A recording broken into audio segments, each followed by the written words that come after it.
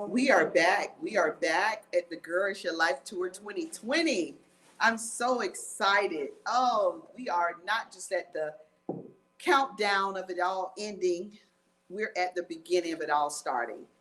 I'm super excited. So, we're letting a lot of our guests know we are back and we're going to wait on you, Girl Greatness, because we have a very, very special treat for you. You know, I recall sharing with you that we have our secret special guest. And our secret special guests were just that, secret. Because we women don't do well with secrets. We don't like secrets. We want to know the real truth. I've been married for 26 years, and all I can tell you is there is no secret. And if I find out a secret, woo, I don't know. It depends on the secret. My husband said, you know, I got me an extra child somewhere. I'm not going to make light of that because I know some men have done that.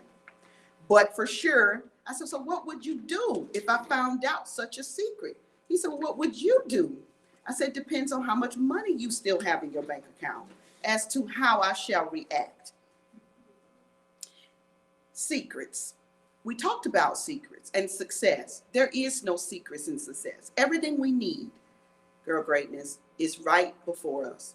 If we just look in those acres of diamonds. Remember that? If we just actually look and really look at it from a perspective that we don't know how it looks in its rare form.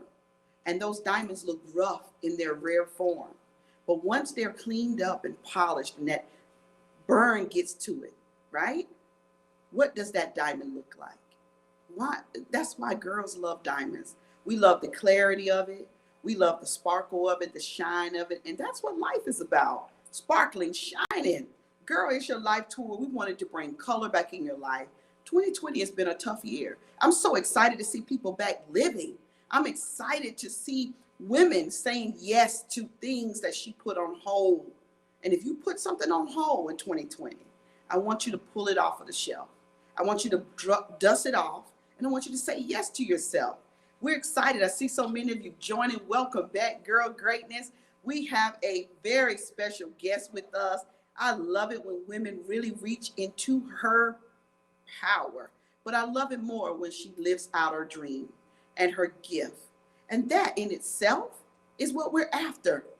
I've lived out a dream and another dream and another dream. I'm looking at what's the next dream for me. I really want to move to a foreign country, but I have a husband who grew up in the country milking cows as he grew up and working on the farmer's market. So you can kind of see, not sure if that works too great. Now, he's had some expansion. We talked about expansion and we talked about evolution. He hadn't had a whole lot to go out of the country. He was like, babe, America has everything we need. We can go out down to the countryside. So to get him to move to Atlanta was like, I had to say, listen, I've given you a year. I'm moving with or without you.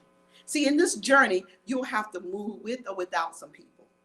What I love about the Girl Is Your Life Tour before we bring our special guests on is that you get a chance to really air out your business. Remember earlier we said, you're in my business, and I don't like that. I love that guy. Whoever he is, reach out to me. You and I need to connect because people be in your business and you surely don't want to do that. But we talked about that mindset, didn't we?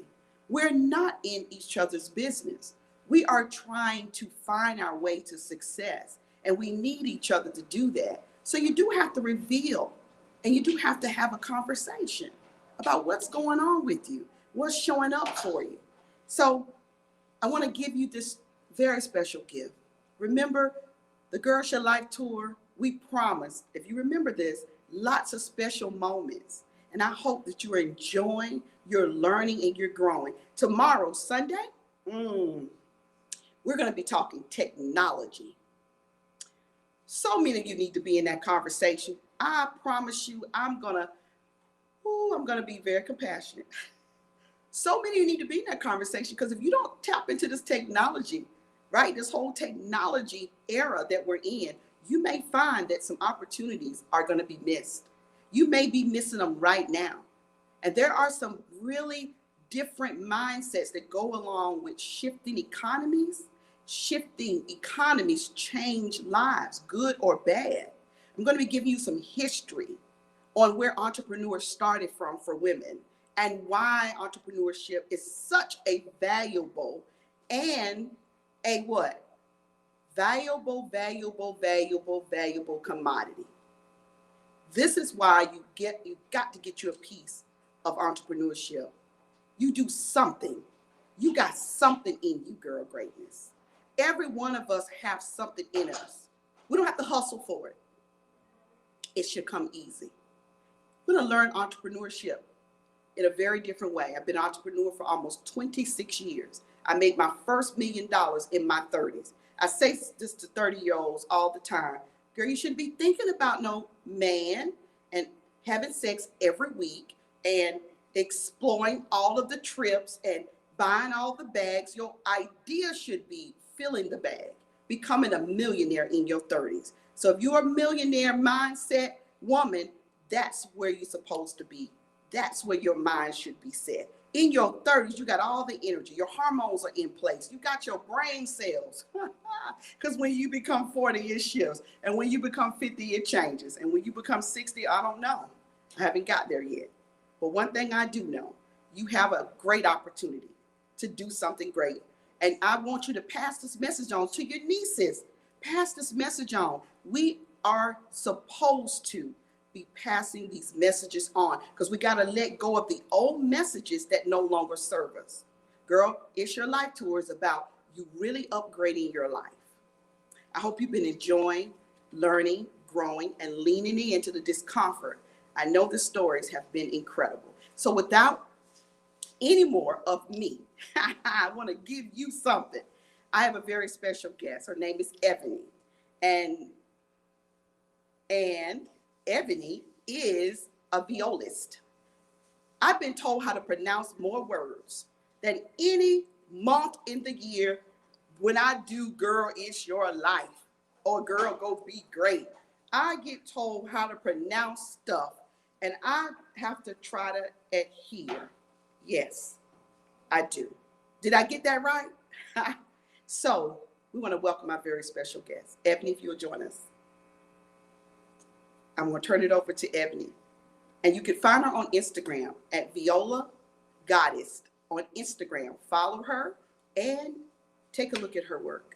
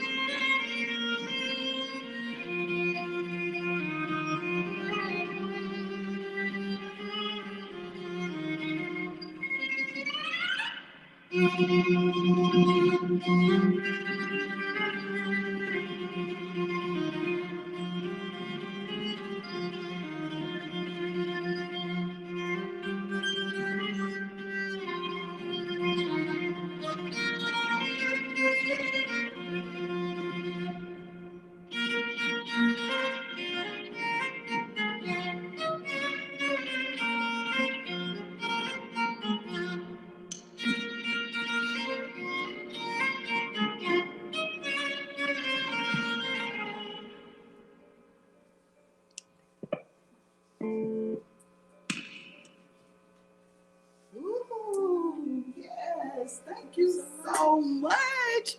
So amazing. Ebony, is there anything you would like to share? I had just one question for you. That question you can come share right here. Mm-hmm.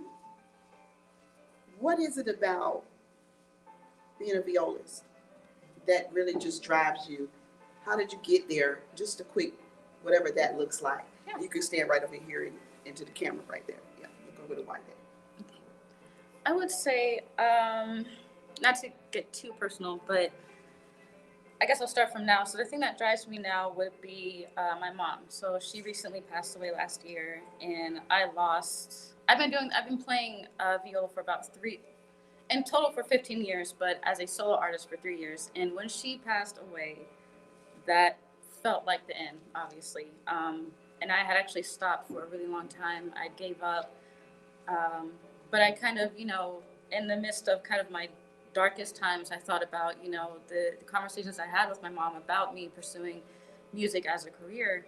And, like most musicians, like anybody really, you always want to give back to your mother. You want to buy her the big house, or, take her out to all the expensive restaurants and things of that nature. And I just remember her saying to me, like, Ebony, I love you and I appreciate you for that, but I want you to always remember to do this for yourself first. And just hearing that from her, because it was just, I don't know, it was just kind of weird. It really shocked me at the time. But, in the present day, when I look back on that conversation, I realized that she meant that 4 times like this, 4 times when I am, quote unquote, alone, and I have to pull from myself to have that motivation to continue forward. So that's definitely what's been motivating me, especially this year. It's really just been her, really my entire career, her motivating me, but it's just now when I finally found what it means to, be driven, be self-motivated, have self-determination to, really pull that out of yourself. So yeah, that's it. You fit right into the Girl Show Life Tour. Yes, thank you so much, Ebony. We appreciate you being our very special guest this evening. Thank you so much. It was so beautiful. It was so beautiful. You are getting so many love notes and claps, and we appreciate you all. And I know that that there's something about the perception of success. There's something about the changing of one's mindset to have success. I will be teaching tomorrow, and I'll be teaching on also failure consciousness to success consciousness. I'm also going to be teaching on your archetype.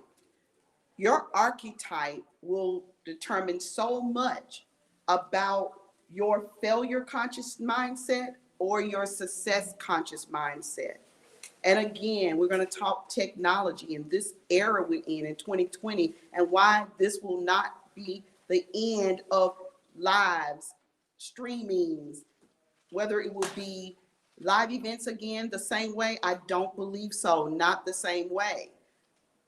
What I want you to grab hold of is your perception will be the key to your success.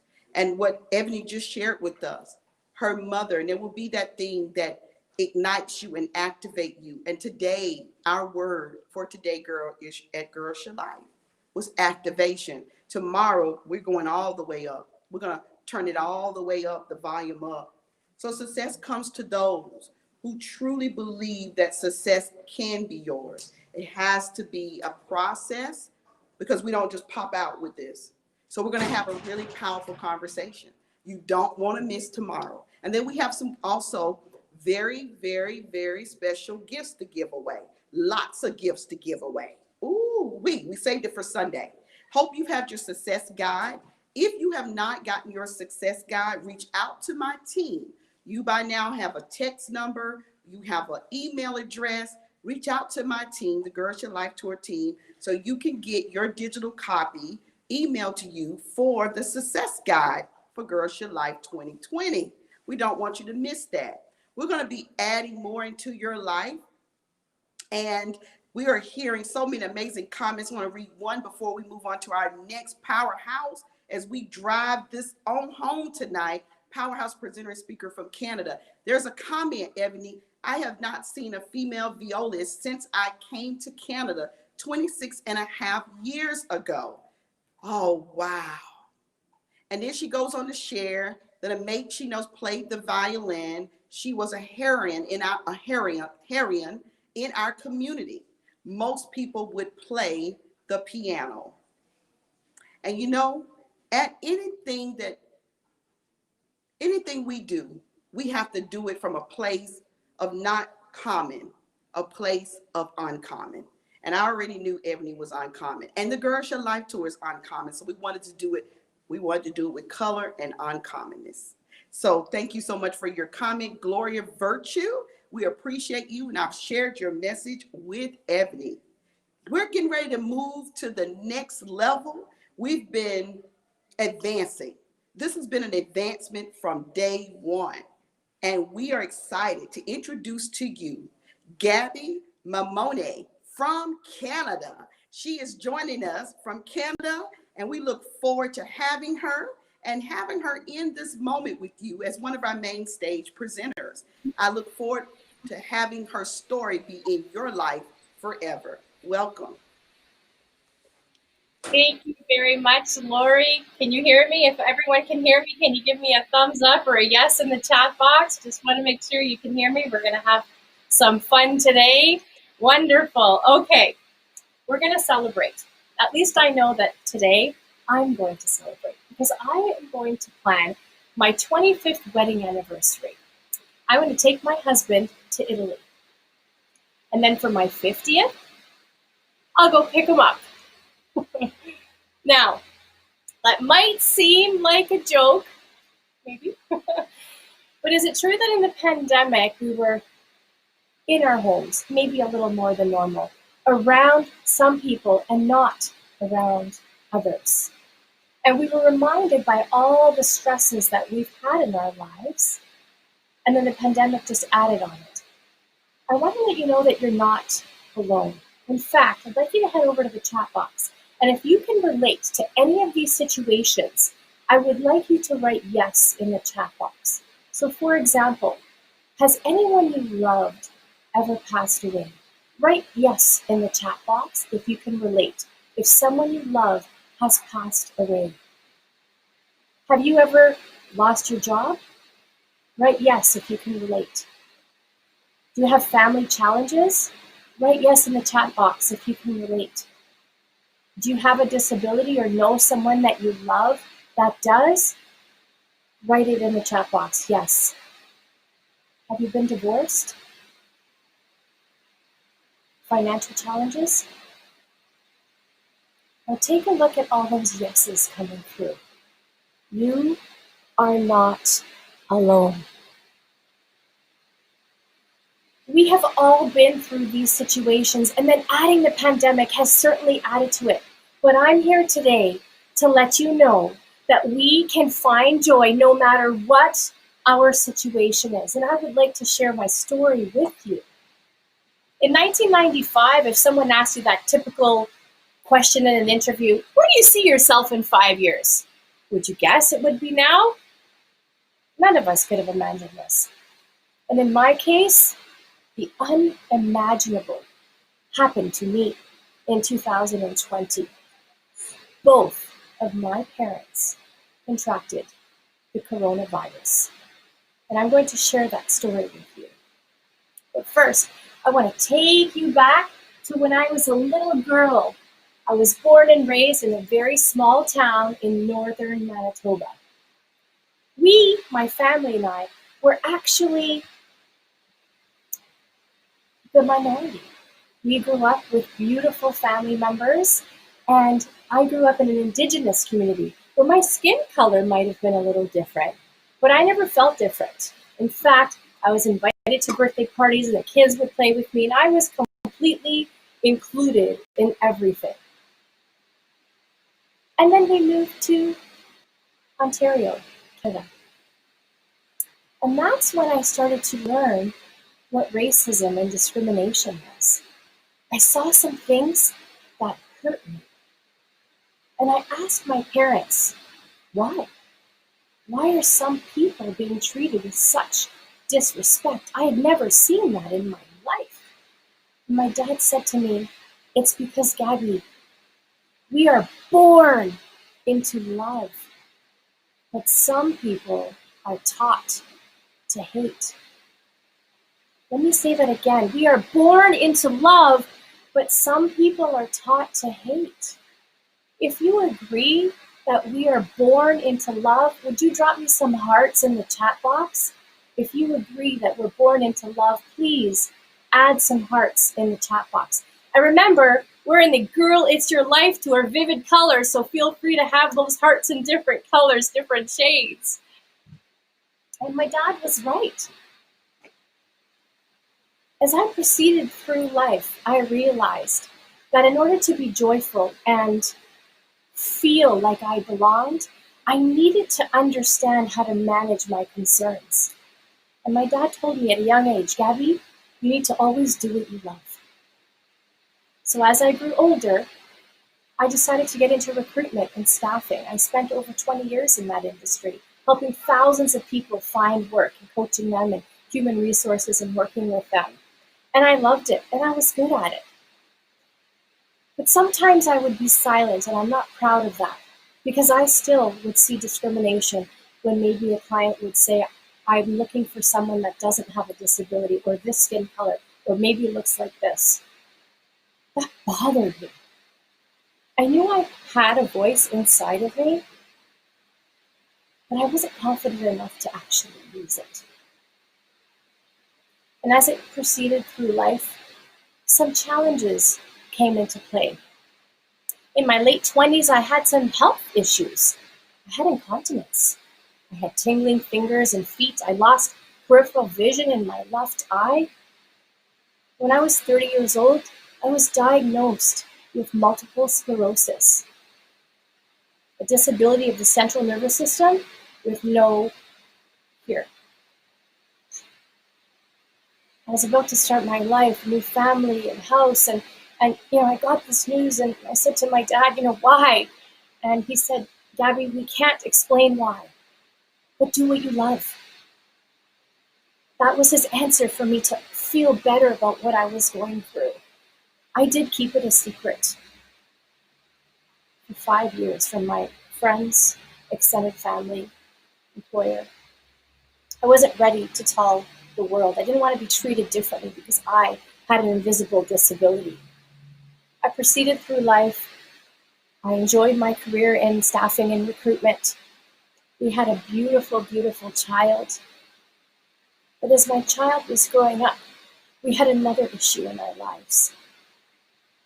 He was nonverbal.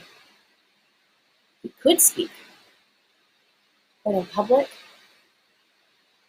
he chose not to. It was like he was frozen in his own body, having a hard time looking at people. And as a parent, my heart melted. He was in school. The kids would have birthday parties. He was never invited. And what was hard is when these kids would go back to school on a Monday, they would always talk about their loot bag and what toys they got in their loot bag. He never got one. So you can imagine the first time that my son was invited to a birthday party. He was 6 years old, still nonverbal. We were excited. He was a little overwhelmed by the bouncy castles and the kids laughing, but he was there because he wanted his first loot bag. And at the end of the party, a clown came to the front of the room and he said, "Hello, boys and girls, who here would like a loot bag?" And they were all raising their hands saying, me, right?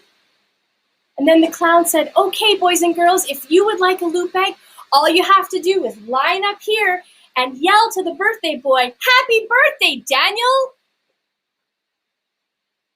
Yell to the birthday boy? My son didn't even speak. So I did what any good mom would do. I lined up for him. I got to the front of the line.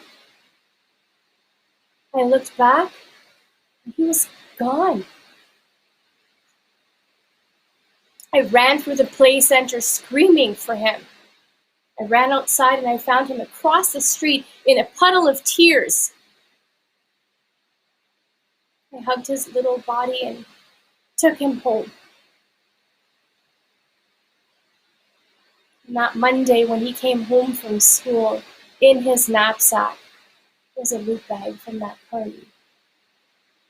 And a note from the mom that said, "Gabby, you're a great mom and you matter." And that's what I needed to hear, to know that I just needed to connect with him. And remember, my dad always said to me, "Gabby, do what you love." So I needed to make sure that I could communicate with my Luca something that he loved. He loved board games and electronics, playing tag. So what we did was we had arranged to go into the school earlier before the kids started, and I played board games, played tag and electronics with him so he could hear his voice with me so that he would eventually integrate into the class. Now, what happened next is a very, very long story and not enough time for this event. But I'm going to fast forward a little bit and let you know that today at 11, he's perfectly fine. He integrates well. He spoke when he was about 6.5. So if there's any moms or parents out there that have a child who is nonverbal, I would love for you to reach out to me after, and we can talk about strategies. So going back to the challenges that we were facing, it was not easy going through that time. And we knew, though, that we wanted another child. So when my husband and I became pregnant, we were ecstatic. We had a miscarriage. We became pregnant a second time. This time around, I waited until we were in the second trimester to say anything. Another miscarriage. In my 40s, got pregnant again. Third miscarriage. I was down. I was depressed. I was sad. I was listing all the issues that were happening in my life. And I tried so hard to feel better and find joy. And then at work, I met Pearl. Pearl was one of my candidates, working as a picker-packer in a warehouse. She loved her job and did a great job at it. One day I was chatting with Pearl and she was telling me that on the side she goes to a senior home to read and chat with the seniors and keep them company because that was something that she loved and that brought her joy. She also had some family challenges. And I thought, that is beautiful. And then she said on the side, she's also taking a class to be a personal support worker. That was her dream, to be a PSW as an adult. She was going back to school while working in her warehouse position. She told me that what motivated her was an assessment.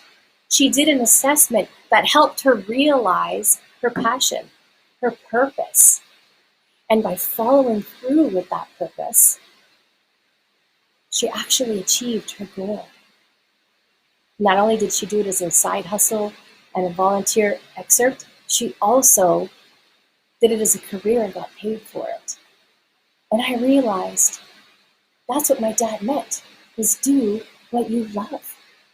So I took the assessment.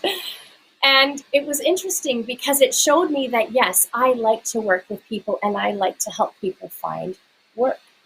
But more so, what I needed to do was have a voice and be there for the people to guide them. So when there's injustices, I can teach them what to do. And I also work with people that are disabled or have challenges and give them a voice, because I consider myself someone that can experience and can relate to challenges. So I became that coach, a career coach. The assessment also said that I should be a speaker. Well, I know my name is Gabby and I gab a lot, but I never imagined that I would be a speaker. So I thought, maybe something to do on the side.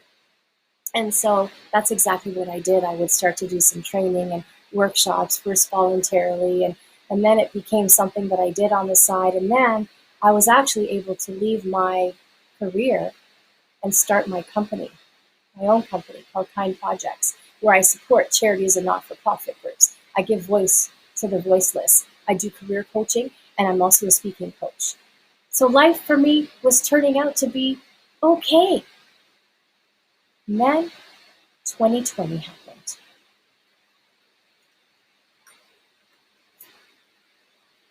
Both of my parents caught the virus. My dad was intubated in intensive care. My mom was sent home to recover.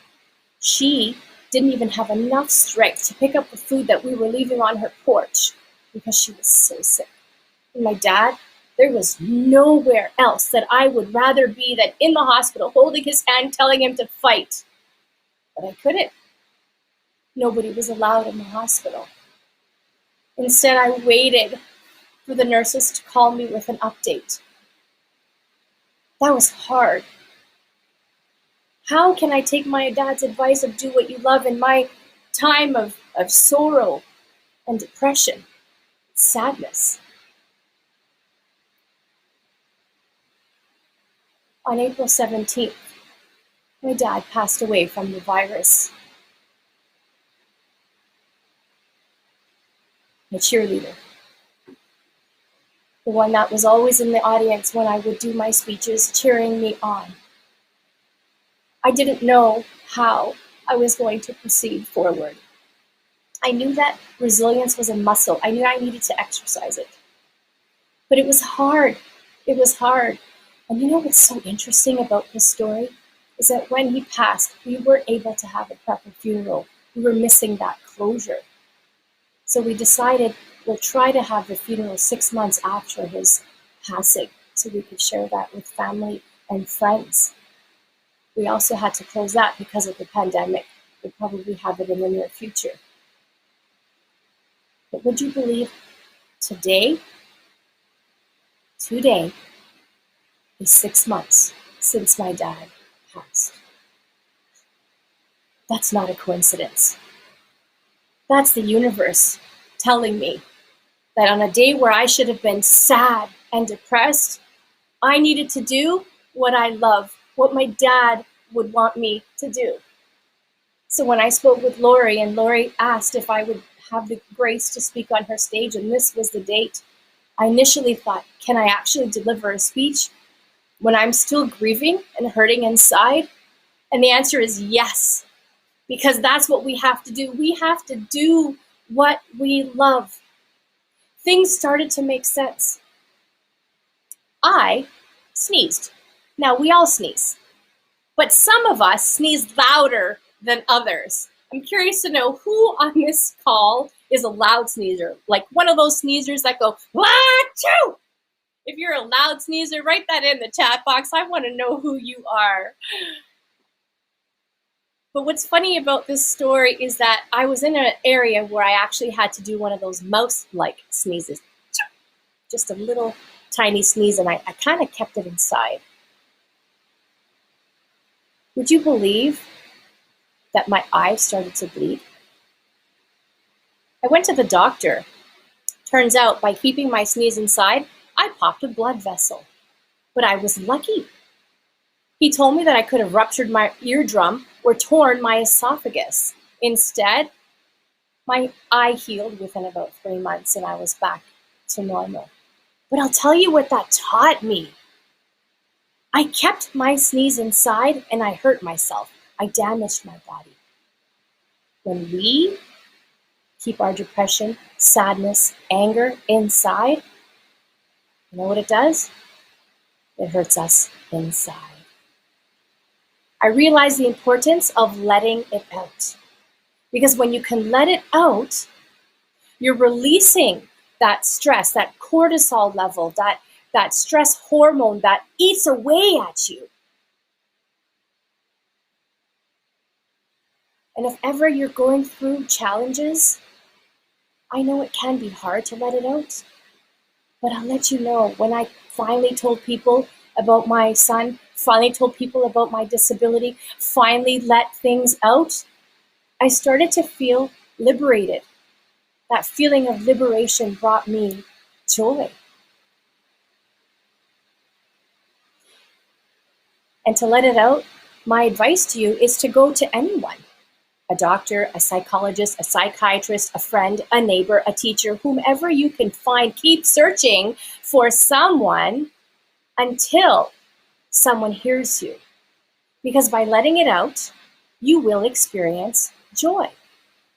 Now, did you know that joy is one of the few emotions that can be shared? If you're happy, you remain happy. If you're sad and depressed, you can't be happy at the same time. You're sad or depressed. But if you're sad or depressed, did you know you can still experience joy? Yep. I'm sad and angry that the virus took my father.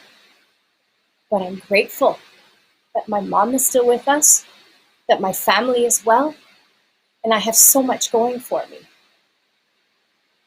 I have a huge reservoir of sadness, but I'm grateful for every breath and the gift of life. You know, it's the irony that my dad's death brought me to a place to find a greater gratitude for what I'm doing and for what I'm living. Pandemic, it's not funny. But you know what? We can even find a little bit of gratitude in the pandemic. You know, when I was talking about the feeling of liberation, ladies, fess up. Remember those days when we would come home after a long day and we would take off our bra? Wouldn't that feel great, like you're liberated? Come on.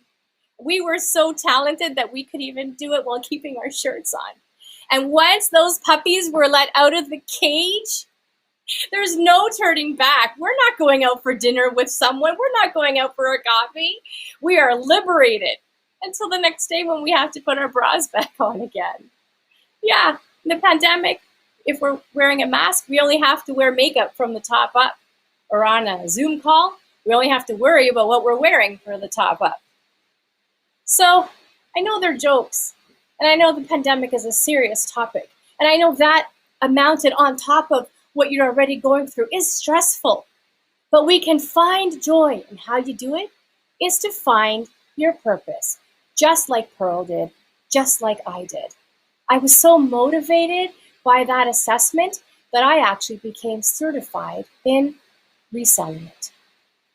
So on my website, I actually have that assessment, and it's called Find Your Purpose. I would like to offer that as a gift to anyone that's interested. It's normally $140, but I will be offering it for 5 days for half price, $70. And I'll tell you something. This is a gift, which means even though I say 5 days, I apologize. I am going to have to cap it at around the first 50 people because it is a cost to me. Because when you take this assessment, it's not like a psychometric assessment or a personality assessment where it's based on skills and education. No, it's based on your passions and what you like to do, what drives you, what motivates you. And that's what's so cool about it, is because when you get back your results, you'll know that it's actually been devised from a psychologist, psychiatrist, teacher, and a doctor. And what they've done is they've put together a list of careers and things that you like to do based on your passions, things that you like. That's called a psychometric test. It's brilliant. It's brilliant. And for those that want to get into it as a career, it also gives you a list in Canada to the NOC database, in the United States to the ONS database. And what that does is it shows you live positions. And when you click on it, it also shows you what education level is needed. So if you want to be like Pearl and you want to keep your job or do something on the side, you can still do that. It'll show you how to achieve that goal, that passion. Like my dad said, do what you love. And that's why I actually am selling this Find Your Purpose assessment. I am doing what I love. It's hard. It's hard to live without my dad because he taught me so much. The one thing he didn't teach me was how to live without him. I'm navigating that right now in this new normal of mine. But I'm doing what I love because I'm here today in hopes of inspiring you. I'd love for you to take this assessment. If you do purchase it for $70, you have 30 days to actually take this assessment. It'll be emailed to you, the link, within a few days of purchasing, and then you've got 30 days to actually do it. And then 5 days after that, you'll get your actual assessment, and that'll give you guidance. So I thank you for being here with me today. I thank you for allowing me the gift to share this story. I encourage you to reach out to me. And I also thank Lori and the team at Girl Go Be Great. Please do what you love and find your purpose. Thank you. That's what we're after. We are after finding purpose. What I love about resiliency is it's right up there with breathing. It's right up there with getting air, Gabby. It's right up there. Resiliency is something I truly believe we don't tap until we are either as women forced to, or we simply grow through it. We grow through it. A Satori type of awakening is, I know that I can handle this. The Kensho awakening, you got to go through it again and again and again to build your resiliency muscle. It's a muscle. Yes. And for a lot of us as women, we're not sure. So I want to give a moment of silence for your dad. When I heard that you lost your father, and having had several losses in my life over the last 12 months, I understand. I didn't lose a father. We lost some really good friends this year, but a father. A father. So when you think resiliency and living in purpose, do those two actually go together for you? I've heard listening to you, they do. Well, why is that important for every woman listening, that she use resiliency to live in purpose? That's the question that's been ringing loud for me as I've sat and listened, in tuned with your message. It does go hand in hand, Lori. At the end of the day, we all have a story, but we can make the choice of what we're going to do with that story. And the key to being resilient is to finding joy. Do what you love. Do something that you love, whether it's a side hustle or volunteering or a career. But when you can do what you love, then you bring smiles to yourself. And did you know that smiling releases positive neurotransmitters, dopamine, serotonin, endorphins? And what that does is it injects you with happiness. Even when you're sad, you can still smile, because remember, joy can share that emotion. And that helps us get through. That helps us be resilient. That was perfectly put. I've used resilience a lot in my life. I'm using it in this very moment. I'm using it in every day that I shift to do something big and beyond me. I've been through my own life tragedies, so I understand that muscle is very necessary. I want each of you to really grab hold of the idea that when you take an assessment, you're taking an assessment to really figure out where is the holes and what it is you can achieve if you can fill those holes. Gabby, my final question for you, because this is a touchy one. When you're speaking, when you're out in the world sharing your story, are you sharing your story from a place that you want every woman to know she can change through resiliency and living her purpose? Or are you sharing your story because you know it to be true? And in your truth, that is the way that you live and you operate. Because we want women to really get this. Sharing your story when you know it's to be true is the joy of it all. Which way do you see when you share your story? Which way do you lean to most? Lori, that's a great question. I would have to say both are very, very important. To my point about the importance of letting it out, no matter what your story is, there is liberation in letting it out. And that is the concept of sharing your story. When you share your story, you're allowing other people to see that they're not alone, that you can get through it, you can be resilient, you can go on. Yes, yes, yes, yes. I was getting excited. Yes, yes, and yes, and yes. I was getting Yeah. excited. You were going, and I was going with you. Yeah. Yes, And yes, you can relate. I know you can. And and when we share our story, we liberate ourselves, just like taking off that bra at night. yeah. You That know, bra. come on, Lori, can you relate to that? I don't like these bras too tough. Yes, I can. They're I'm sure many of restrictive. us can, especially the ones with the wires. Oh man. No The wires. point is, Yep. to feel that liberation, that feeling Yes. of joy. We really need to be able to be resilient, take a look at our situation, and not stay there. Know that we're not alone, but we have to Mm-hmm. let it out to someone. We need to address it, and we need to know that we can get through it, because that's what women do. We're Yes. nurturers. We run Yes. companies. We are Yes. fearless. We can Yes, do we it. are. Yes, We we are. just have to be able to have that opportunity, but that comes from within to let it out. And that's why it has to be cultivated. And that's why it has to be cultivated. Yes. Because we're at a different phase in our life, a new dimension, a new space, a big shift in a continuous basis. And this is what I love, Gabby. After meeting you in Canada and speaking at Speaker Slam, I appreciate the idea of you having a beautiful smile that radiates kindness. And in this time that we're facing, the 2020 pandemic, kindness has to be at the top of the list. Do you believe you really are a kind person, or is that something of theory or philosophy? Because people say it all the time, I'm kind, until they're not. And we as women got to really practice kindness. We got to practice it from a deep place.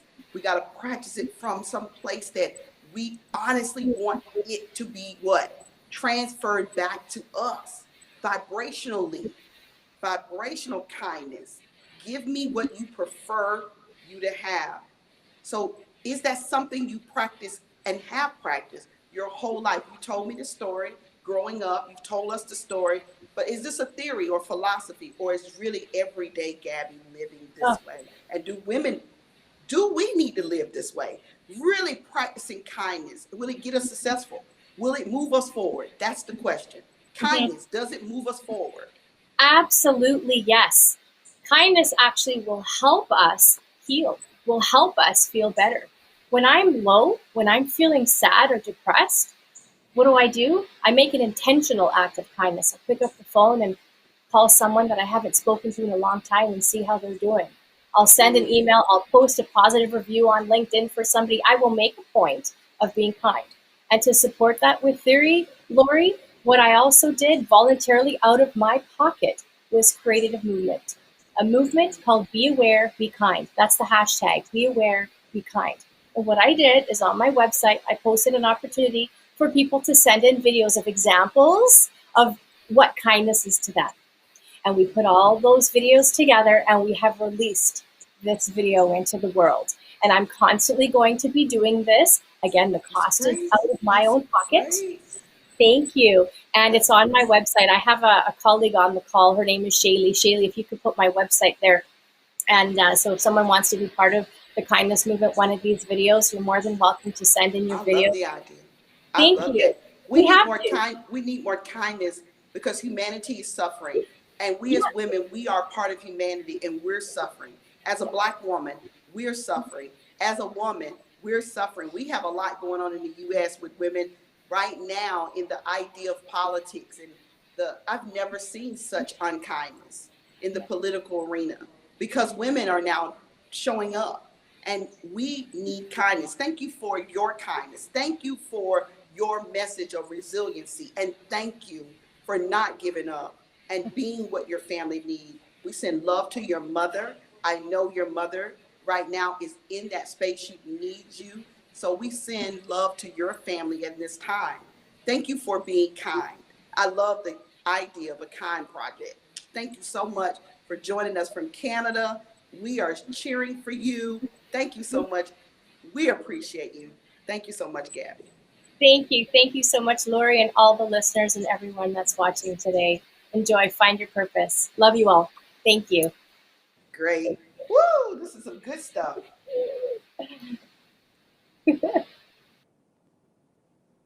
We have had an amazing time. You know, when we get down to the rock bottom of it all, kindness is truly one of those things I don't believe we've been taught. I believe we've been told it. I don't believe we've been taught it. And that's the difference.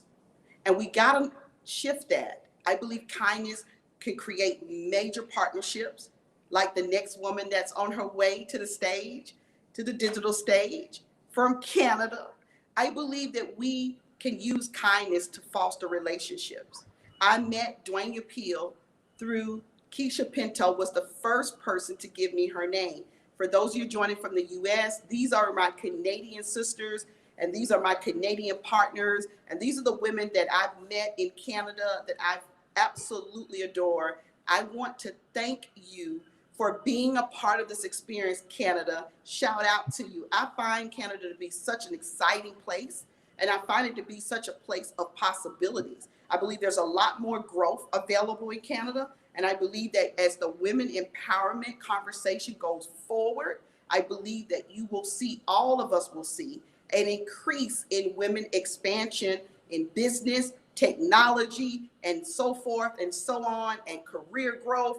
And this woman is coming to the stage, Dwayne Peel, represents that. She represents a part of expansion and acceleration among women leaders in Canada. She runs an incredible women organization, and I've had the opportunity to be her keynote speaker on her stage. She now joins me on my stage. So guess what? Connection. It's not competition. Keisha Pinto, thank you for introducing me to Dwayne Peel. Thank you, Gabby, for then coming back and introducing me to Dwayne Peel ×2. So you have to get connected, girl greatness. You cannot be on this island alone. Welcome to the stage, Dwayne Peel. The floor is yours.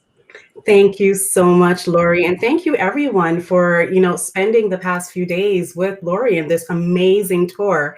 And I am going to try to do some justice. I do have some things prepared, like, Kleenex. I'm not a crier, but this is really the first time I'm sharing a large part of my story with an audience.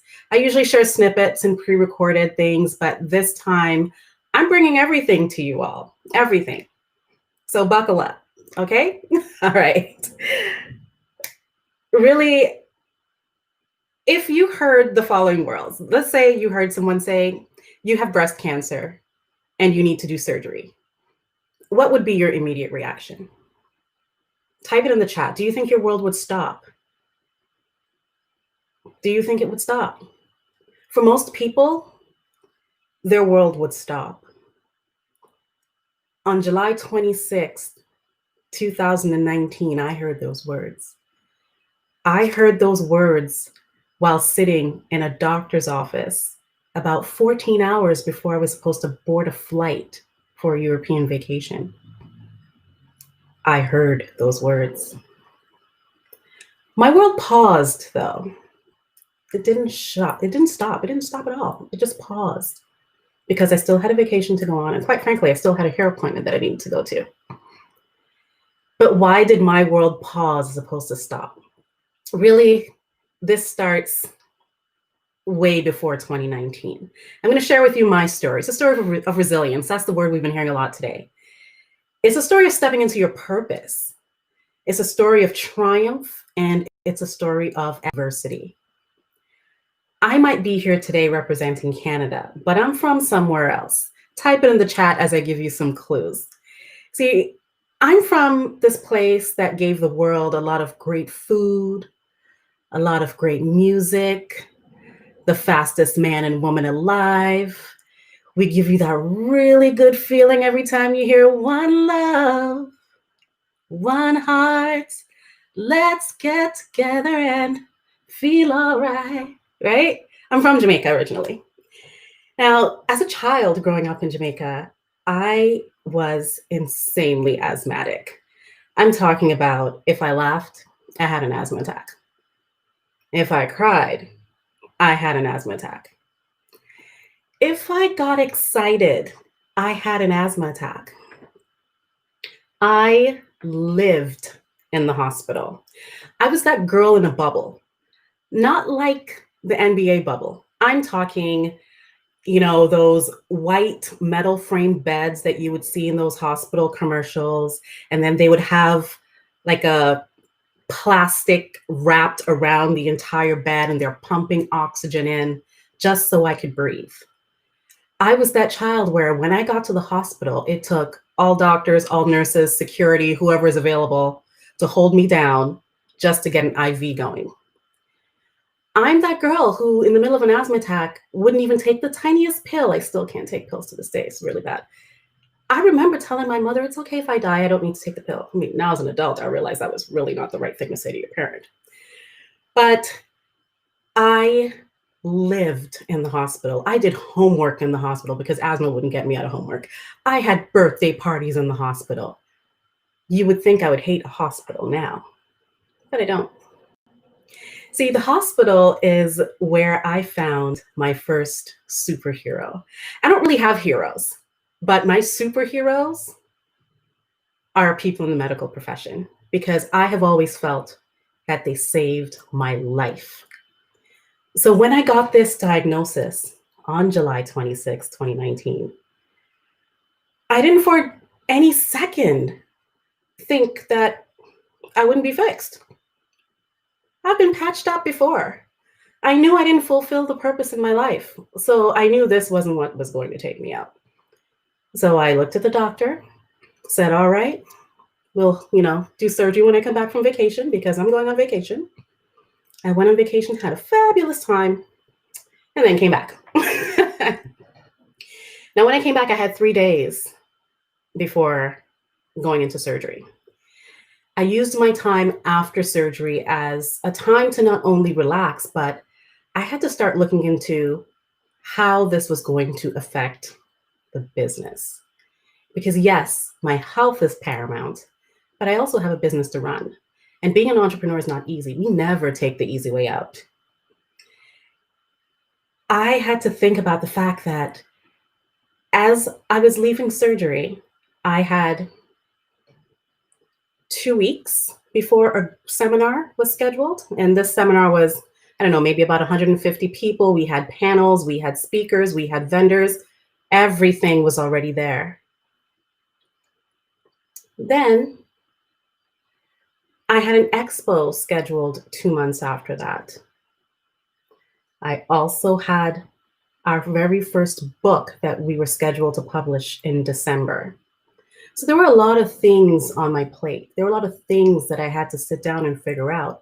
I knew I needed to take the time for myself, but I also knew I needed to communicate with my network because they needed to know what was going on. They don't have to know the details, but they needed to know what was going on. There was a lot at stake for this business. We were in business for 7 years. I was technically a one-woman team with a couple of contractors. So everything was on my plate. This is where I really decided that cancer wouldn't define me. It would not define me. I knew I was going to win. I also knew that I could not give up on the goals that I set for myself and for the business. Let me know if you got news like that, or if I had to deliver the news to you and you're in my network. You wouldn't wrong me for giving up, right? You would say, it's okay, Dwenia. Take the time to take care of yourself. I had a valid reason. I could have just stopped. But I chose to shift. See, a lot of times we press pause or we press stop when really we can just pivot a little bit, just shift a little bit. That's what I chose to do. Now, between August 2019 and April 2020, my body went through everything. I mean, I had surgery, I had chemo, I had radiation.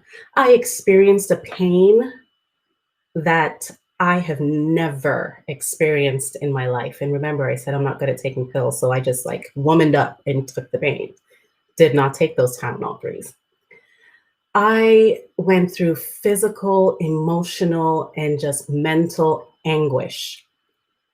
And while going through all this, you throw in a pandemic and you throw in a Black Lives Matter movement. So can you imagine?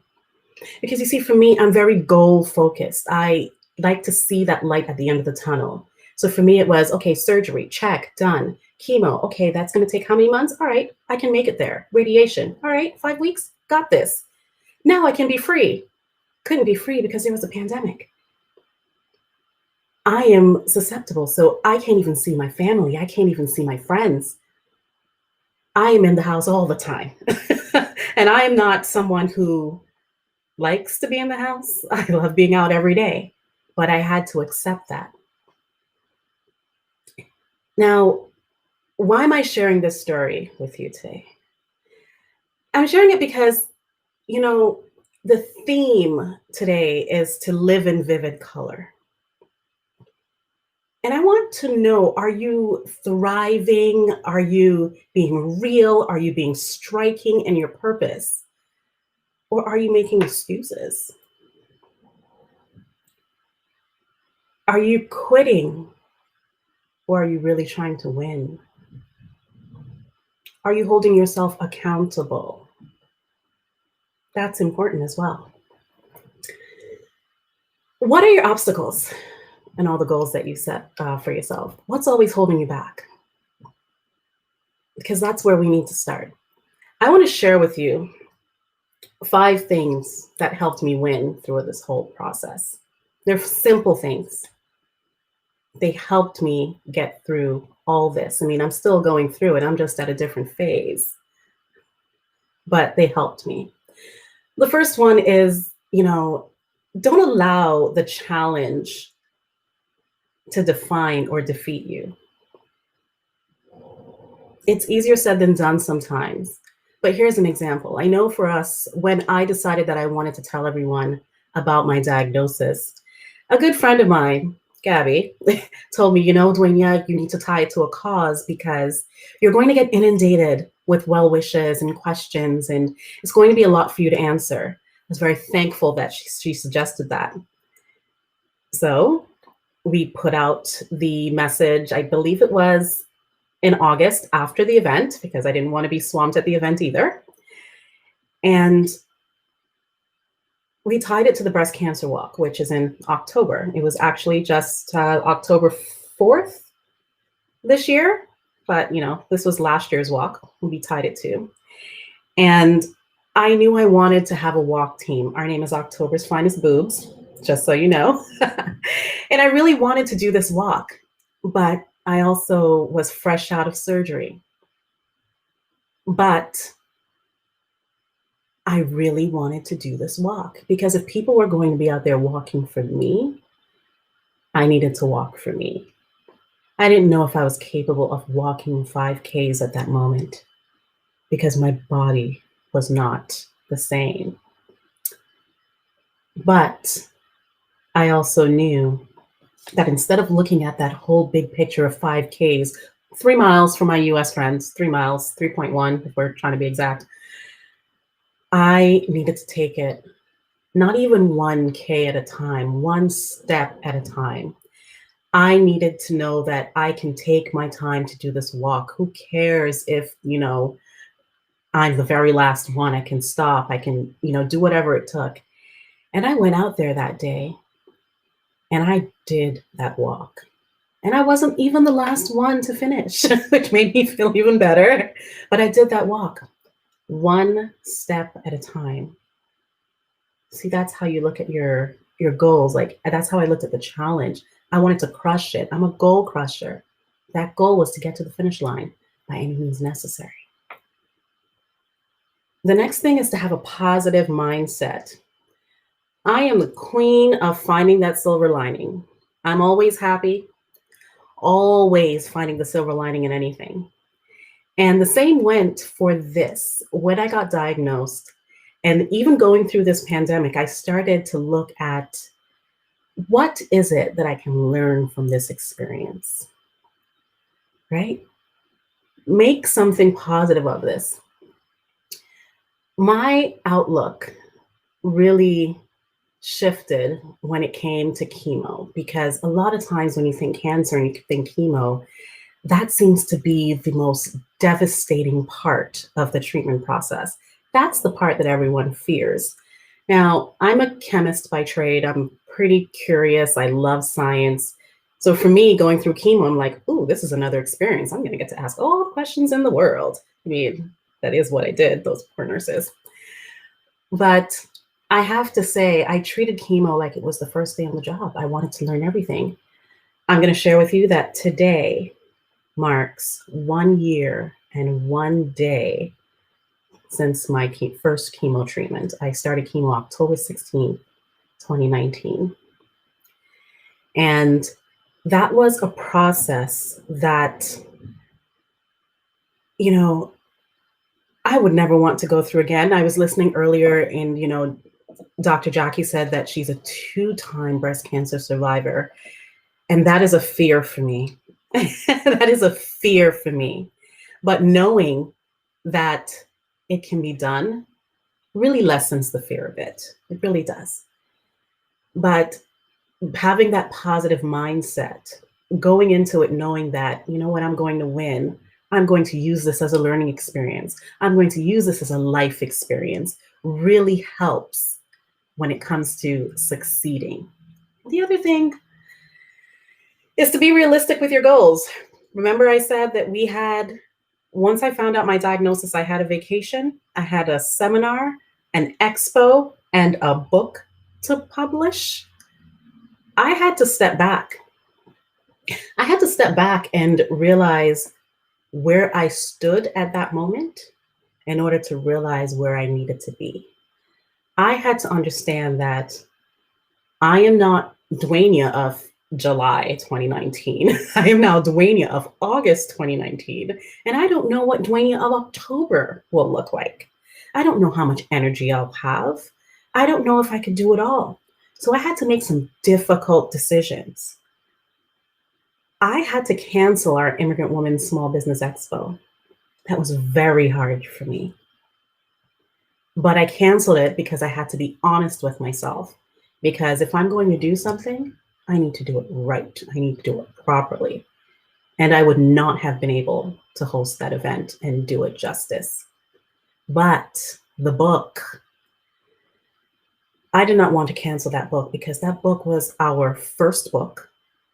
It was going to be self-published. It was also a collaborative book featuring 5 incredible immigrant female entrepreneurs. And I didn't want to disappoint them. So we just had to shift a bit.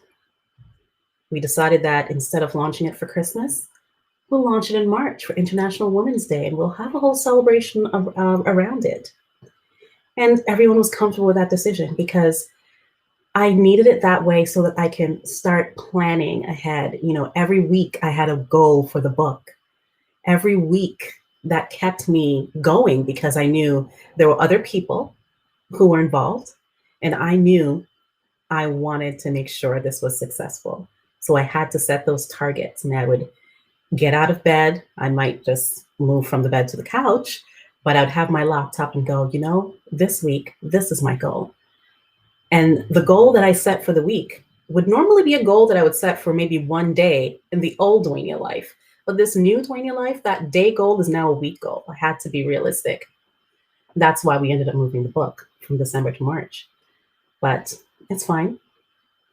The book did get released in March. It did do it. Actually, it's right there. I don't know how I'm pointing. I don't know what I'm doing. Right there. The Power Within, Inspiring Stories of Female Immigrant Entrepreneurs. Fabulous book. 5 women sharing their stories from different countries. The other point I want to share is, growing up as a kid, your parents used to tell you birds of a feather flock together. My parents use that all the time, especially in junior high school and high school. When I'm making friends, they want you to choose the right friends.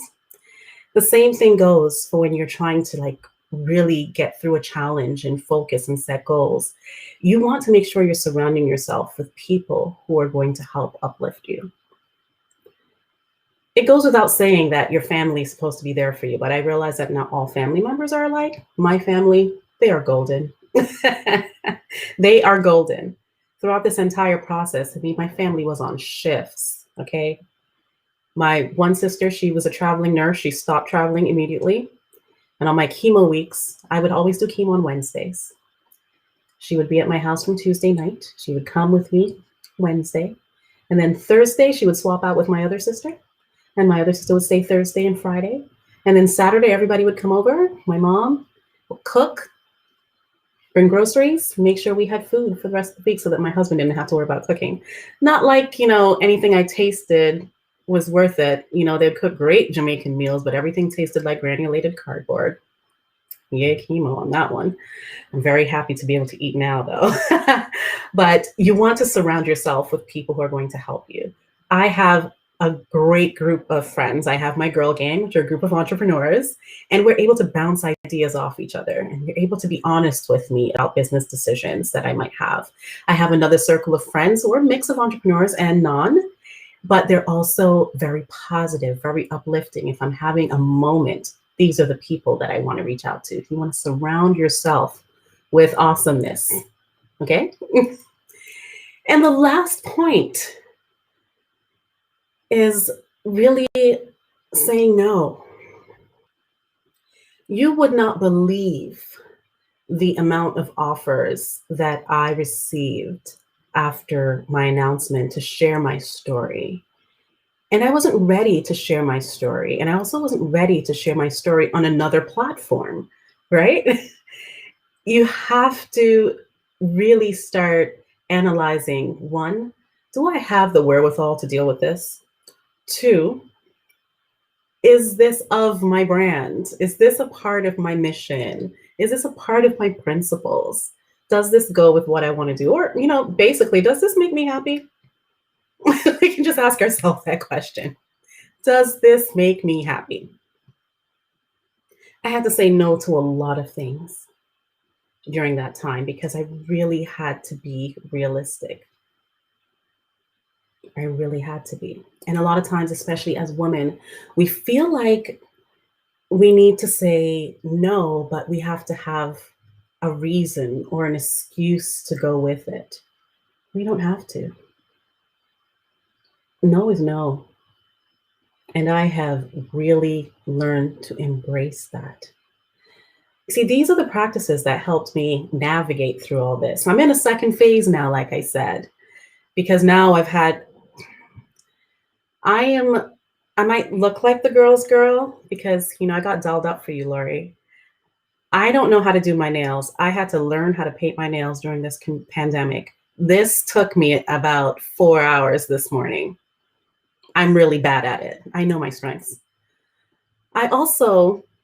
Cancer has taught me how to embrace makeup. I had to learn how to draw eyebrows, guys.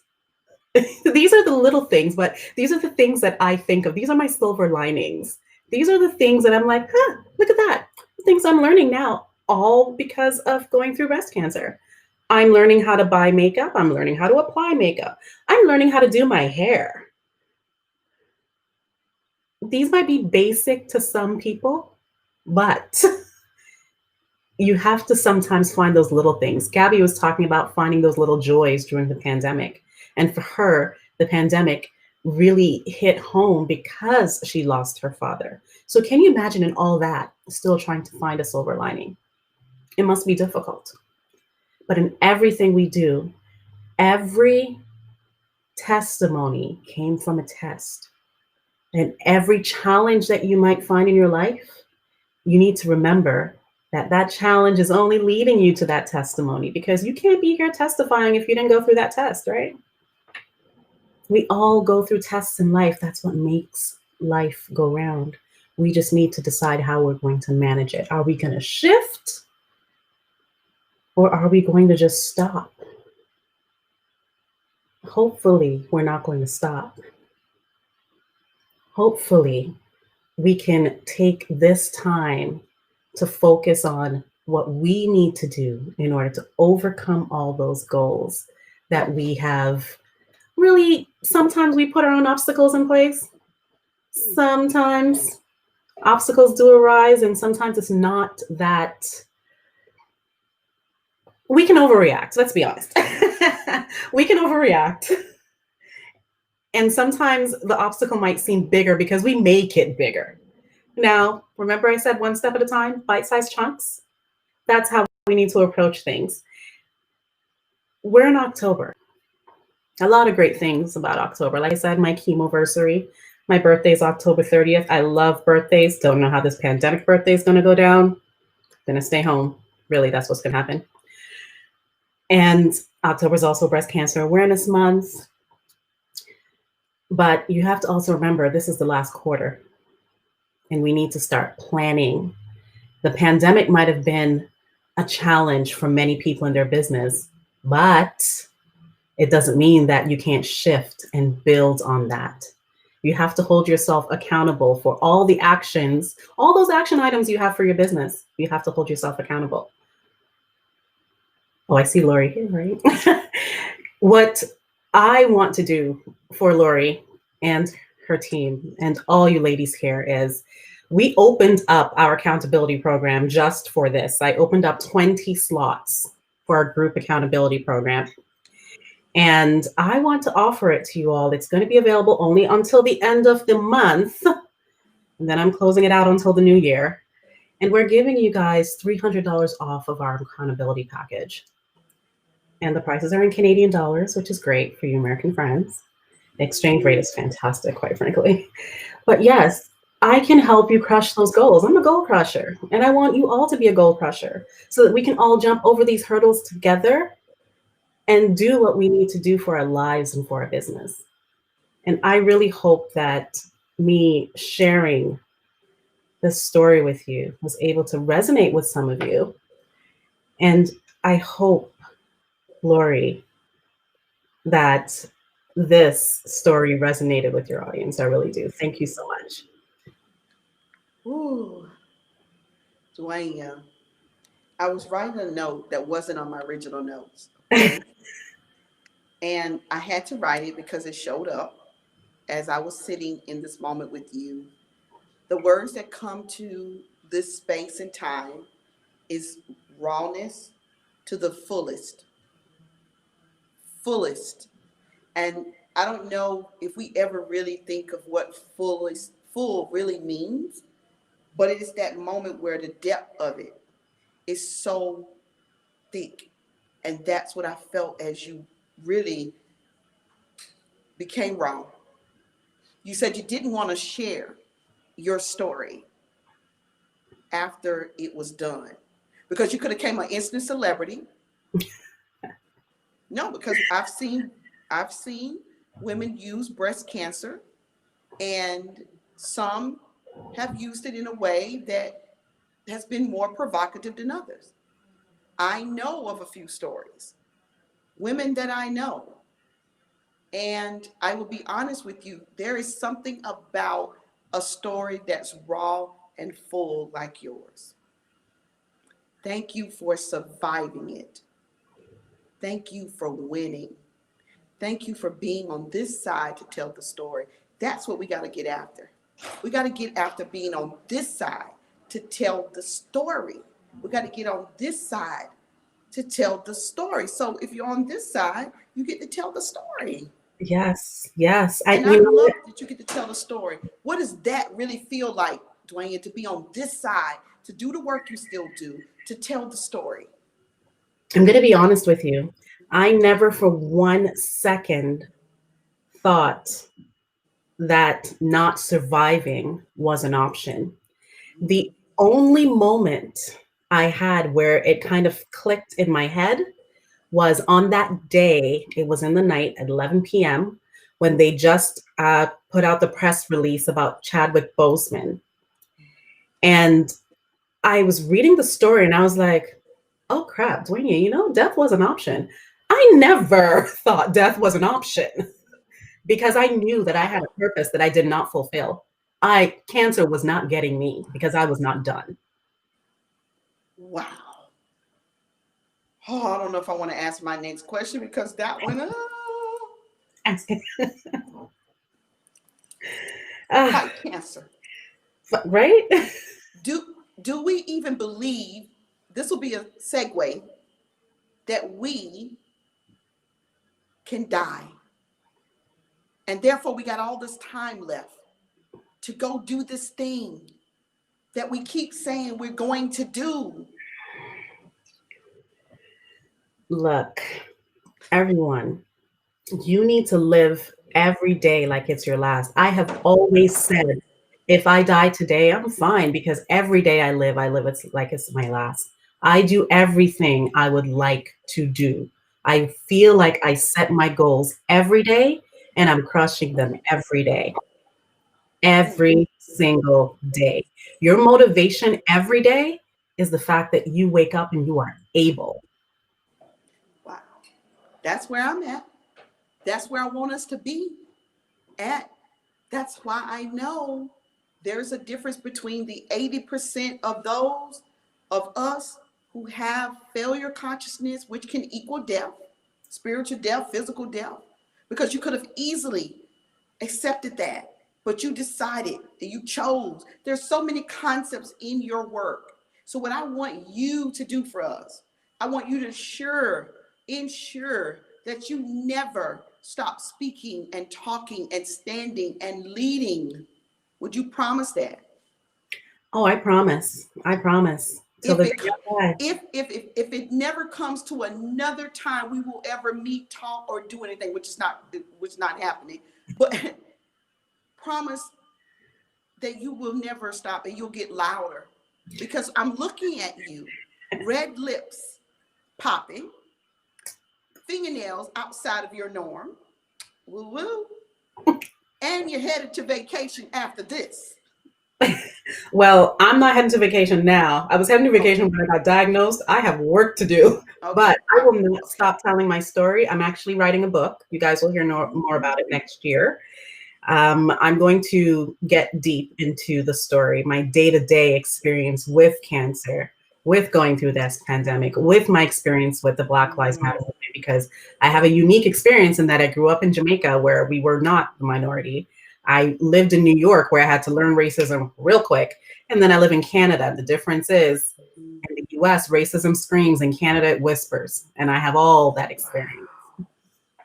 That's powerful, Dwayne. That's a really four-dimensional, not just a 3D dimensional experience. And that for a lot of us, I'm not even sure we know our own dimensions of experiences. That's a whole nother teaching, Girl Greatness, for a whole nother day.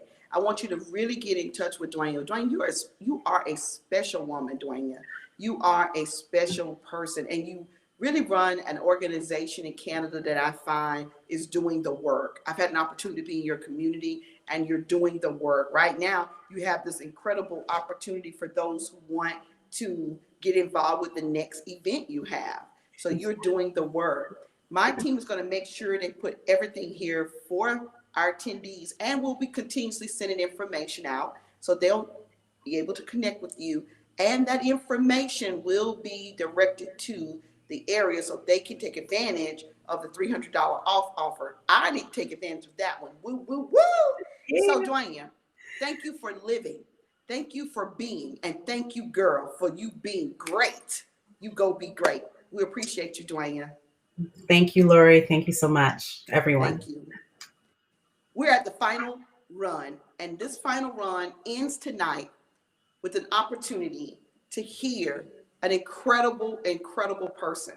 This person came into the opportunity of Girl, It's Your Life tour from a simple time of hearing me, and I didn't know her. I simply heard her voice and we connected. She got involved with one of my programs, Girls Say Yes Again to the Possibilities. She then decided she wanted to share her story at Girl It's Your Life tour. She was with us earlier during the week, and we wanted to bring her back because there was something that happened to her live stream from Canada, and we wanted to make sure that we brought her back as if though she was here in Atlanta, and we wanted to give her an opportunity and me that Q&A, that conversation that so many of us need to go home tonight. I want to welcome to the stage, and she will be with us in a few moments, and she is Maria Elena Emmy, aka Emmy. Now, we're getting ready for tomorrow. So what is tomorrow like, and what is tomorrow about? Tomorrow is about the final acceleration. The final acceleration is about going all the way up to the peak. The peak. So there's a place where you can go and stop halfway to the peak. But that is not where we're going. We're going to the elevation that takes you to the peak. And then you can then decide whether you're going to jump off or you're going to stay put. That will be your choice. That's what tomorrow is going to look like. Tomorrow, we're going to talk technology. Tomorrow, we're going to talk career. Tomorrow, we're going to talk entrepreneurship. Tomorrow, we're going to tie in some concepts to each of those. We're going to then end with a beautiful segment on beauty and lifestyle, girl greatness. All of the beautiful clothes you have seen me wearing. You will get an opportunity tomorrow to hear more. But tomorrow, I will be sharing with you these beautiful clothes are from my new line, Girl Over 40. And it is under my daughter's company, the Celebration Collection. You get an opportunity to hear more about the Celebration Collection, my daughter, her journey to entrepreneurship after having 2 degrees and waking up one morning and wanting more. This is about not just wanting it, recognizing it, and actually visualizing yourself being in it. And that's what Girls Your Life is all about. It's about that. So I'm excited about what you're going to be able to do in this moment. I'm looking to create a $3.3 million net worth within the next 36 months. That is what I'm putting out in the atmosphere, in the universe, and I'm ready. And I'm going to do some very different things in order to achieve that. I'm going to be raw with you tomorrow. I'm going to give you some of the reasons why so many of us are not succeeding because of fear consciousness, the fear consciousness of success. So it's called fear success consciousness. And then it's called success consciousness. So we're going to ensure that you don't leave Girl It's Your Life tour empty. You know, we go to a lot of events and we get so burnt out with them. Let's just be honest. And then we got some other special things. We're going to be sending you out a very private link so you can view the entire conversation with Dr. Jackie Walters and myself. We're going to be including for that you an opportunity to win a book. We got a lot more stuff to get your way. Some of it will be coming to you digitally. But I want you to stay put because you have an opportunity right now to go change something. Because one word can simply change it. Make sure you share with us how you believe the experience is going, how you believe the experience is going, and what you've learned so far. And how excited are you to learn more? We'll be here tomorrow. We kick off at 12 noon. And it's excited. We're excited. Do we kick off at 12 noon or 2 o'clock? 2 p.m. Eastern Standard Time. I was going to be 2 hours early. We'll kick off at 2 p.m. But my team would have got me right. And I want to shout out to my team. I will be sharing with you who they are and a little bit more about them tomorrow. Tune in and get excited. We got some drum rolls tomorrow. Lots of gift giveaways. Tomorrow is the Sunday experience. And we're excited. So we're going to be inviting Emmy back in. And so I want to make sure that you all get a question or two in with me right now. Do you have any questions that's showing up? Anything that's showing up that you would like to feel more clarity around? Any questions or comments? Thank you so much. This is an amazing experience. This has been a transformational experience in all areas of our lives. Thank you so much. We got more to go. We're going to also talk productivity. A lot of us are struggling with productivity, and tomorrow's conversation includes productivity. I'm excited because I get an opportunity to teach it. And I get to teach it from a very special way that only I could teach it, because I was never that productivity girl. Nah. I want you to get excited because there's more for you in this world, more for you in this life. We're going to be taking a quick 30-second break, and we're going to get ready for our last very special guest. Thank you.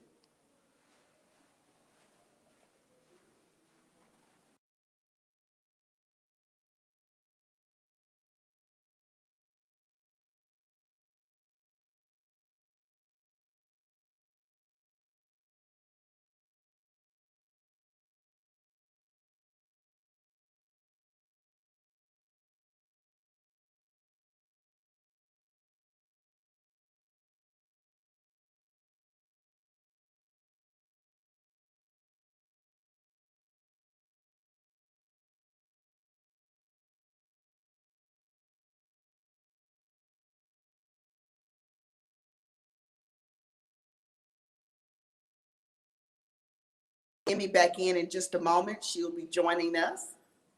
And I'm excited to make sure you have gotten the most fullest experience, right? That word just keeps showing up, right? Thank you so much, Keisha Pinto. And I see so many other comments. This has been an awesome experience. LaQuinta Blackman, thank you so very much. This has been an amazing experience in caps. Keisha Pinto. Thank you, Keisha Pinto. I see them strolling in, and we've gotten a lot of emails, and I'm really, really excited for what's to come. And sometimes, when we think in life we've heard it all, when we think we've actually experienced it all, I want to talk to you about something as we wait a little moment here. I want to talk to you about the possibilities and what possibilities really look like.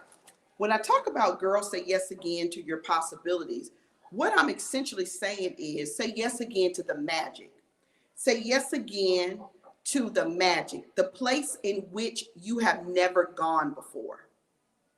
That's not an easy concept to grab because we're used to knowing where we're going. We're used to, as women, knowing what's next. We're used to being logically guided. We're used to having our skepticism make decisions for us. Those parts of us are ego driven. And those parts of us are not our higher level conscious selves. So what essentially happens is we get into a place of comfort with our low vibrations that are caused by our lower selves. I want you to write this down. Our lower selves, they create negative, not positive productivity experiences. They create for us anxiety around taking action. They create for us not the opportunities of greatness or moving forward. They create for us the stuckness feeling, right? So what happens is in this space, we can't move. We feel crippled. And when we feel crippled, we're essentially experiencing this thing that happens in our bodies. Our bodies then begin to react. Our chakras, our meridians. Energetically, we are made up of spirit, water, and we connect with light. So we're literally living inside of this hamster wheel of our lower selves, where everything is below the whole threshold of wholeness and healed and focus and commitment and resiliency and all of those type of words, which yield for us of experience, right? So if we're living in our lower selves, what we're essentially finding is we're finding ourselves in our uneasy state. Our lower selves don't know how to say, you deserve it, you got this, go forward, receive it, have it, hold it. Our lower selves only knows how to receive the pain. So there's a concept and there's a whole philosophy and a teaching around the lower self and our higher self. Our higher self receives things in. Our higher self lives out our lives. Our higher self pulls in energy. Girl, say yes again to your possibilities is living inside that magic, right? And yes, Gina, you will be able to get Gloria some of these beautiful outfits to buy. Absolutely.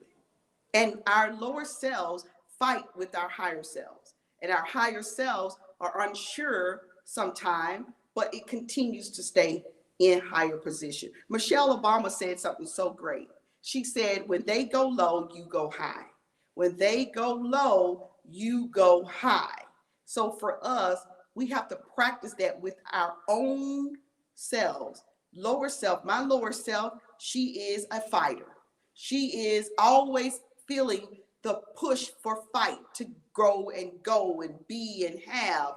My higher self is a woman who've accepted the whole idea that I deserved greatness. And this was my birthright, no matter what I lived. Get it? My higher self, and you can start to actually correlate higher self you to your lower self you. And that will make a major difference. So we got to study out lower self and we got to study out higher self. I want to invite you in tomorrow. We're going to let our guest come back tomorrow somehow. There she is. She's here. Okay. Looks like you're having a little bit of stream issues over there, but we got you. You here. Listen, no streaming issues, no technical issues are stopping all us ladies from getting our message. When you ascended earlier and you had issues, you kept giving the message. They couldn't see me backstage. I was there the whole time, but we're here, ladies, together, and we're getting our message across. All right. That's great. That's very wonderful. powerful. I love it. Thank you so much for having me back. So You look exciting to be back. amazing. Thank you. You look amazing. I love that. I love that whole outfit. I'm channeling that right now, Amy. You go be great. See now, who was the Canadian that said you can get some of these lovely outfits? You can definitely get this one because I'm from. Okay, awesome. But you probably like Gloria's better. It's all good. Hey, the colors has got to be the colors for me. It's the But colors for sure. I'm loving that. I'm loving Thank the way you're showing up. So let's share with everyone a little bit more about your story. The part of your story for 1 or 2 minutes, I want to share with them this part that I heard that I got excited about when I met you, Emmy. The part about moving from depression, moving from that anxiety, moving from that doing too much, doing so much, having to feel that way, to move into this balance, Emmy. How did that affect your children, your work, and your relationships? Because this is the Girls Your Life Tour. We're talking key relationships. And I think for what you have in you, this was perfect for us to segue right here, because I thought about this and I said, she really repaired her key relationships through healing herself. Let's go there. Share that. Absolutely. I love to talk about that because it's true. As an entrepreneur, just like, I heard Dwayne saying, it's hard to balance this. And sometimes, she's going into surgery and she's worrying about her event in 2 months and her book and this and that. And we as women so often want to just do it all for everybody else first, And I was like that. I'm a giver, I'm a pleaser. So I wanted to do for my kids, for my mom, for my brother, for my partner when I had one. Like, it's just always doing for everybody else. And that wouldn't allow me to slow down, because as a single mom, you got to pay the bills. So there's no slowing down if you're doing for everybody else first. And so I am one of the very lucky ones who's blessed by COVID, where it was just like, meh, nah, you're slowing down, girl. No choice. Kicked me right off that hamster wheel. And what a blessing, because I had wanted to slow down. So I tried some of the pieces. I tried the meditation, I tried the journaling, and they weren't coming together for me. And all of a sudden, once I was off the hamster wheel, I had the time to focus on me. And that's when I realized, like, it's amazing. And being a person who does suffer from high functioning depression and anxiety, it's a chemical imbalance in your brain, depression. So it doesn't go away. There's no cure for it. But even this morning, I found myself, I hadn't gotten a message about something that was an important thing to do today. And I started to get a little anxious. And then I was like, girl, ground yourself, breathe, and then do something you were talking about. And I've heard so many people do something that brings you joy. Gabby was talking about it too. Like, if you do something that brings you joy, it brings you to another feeling right away. And because you cannot feel happy and sad at the same time, you start to feel happy, and then you're calmer, and then you can make these rational decisions, not these like anxiety brain, small window of tolerance decisions. There's a concept called the monkey brain, and I remember studying it as a transformational leader. And it was very interesting that how many of us as women actually suffer with the monkey brain syndrome. Oh, I did, How many for of us sure. actually suffer from multitasking syndrome. And we often really believe that we're just not enough.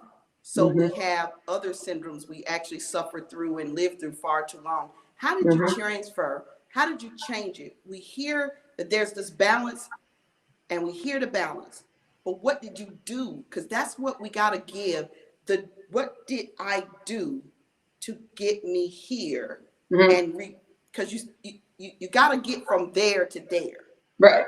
So So what did you do? I want to back up for a second, because you asked me how did it affect the people, and that was what allowed me to do it, was seeing how it affected my kids. I mean, my kids are not little kids anymore. They're 14, 18, oh Lord, and 21. I have 2 adult children now. Scary to think. But anyways, 14, 18, and 21. And so, they almost feel like they don't need you, but they do still really need you, in a different way.